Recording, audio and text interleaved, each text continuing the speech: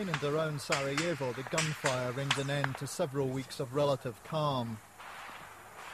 The international mediators had hoped that these hills would stay silent and peaceful in the run-up to the latest round of the Geneva talks on Sunday. The intense fighting involving both Muslim and Serb forces firmly puts paid to those hopes.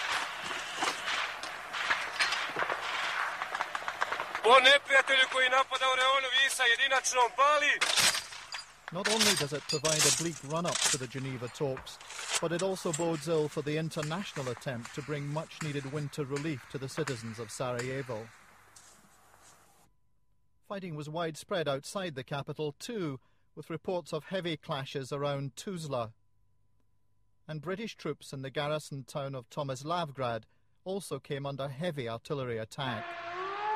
The town was hit by more than 100 artillery shells throughout this morning and the early part of the afternoon. The UN garrison there is home to British engineers, transport specialists and other troops. If all that weren't a bleak enough background for Geneva, the leader of the Bosnian Serb military, General Mladic, says that if the Allies attack Serbs to enforce a UN no-fly zone over Bosnia, he's ready to hit back. I u svakom slučaju ne bi gledali da nas avioni tuku, a da im ne odgovorimo. Imamo mi sredstava za zaštitu iz vazduha i to bi efikasno upotrebili. Sljedeće odgovorili bi po teritorijama zemalja sa kojih se upućuje avijacija na naš prostor. A isto tako odgovorili bi eventualno da budemo napadnuti kopnenim snagama. Mladic even claims he could and would launch missile attacks against NATO countries. Odgovora je na takav napad.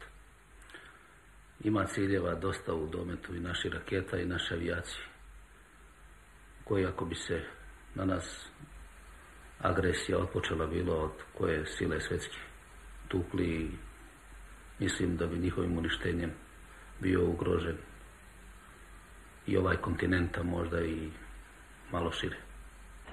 Defence analysts don't take that threat at all seriously or literally, but the general is already credited with having done all he can to stall the Geneva talks, and his latest message seems clear.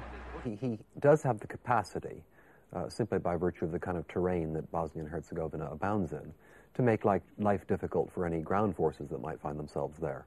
But he has no capacity to interfere in a significant way with Western aviation that would be over Bosnia and Herzegovina, nor certainly does he have the capacity to launch missiles at far distant countries. The former Yugoslav army might have had some missiles, but of course those aren't under Mladic's control, under no stretch of the imagination at the present stage of affairs, would the Serbs dream of launching them. So what message is he sending to the Geneva talks on Sunday? Well, the message he's sending is that the Geneva talks don't have a prayer of coming to any successful conclusion. The question now is how much the Bosnian Serbs' political leader, Radovan Karadzic, shares the views of General Mladic, or is influenced by him. Or indeed how much Serbian President Milosevic sympathises with General Mladic. With his election victory safely behind him, Milosevic is confirmed as the man with the real power among the Serbs.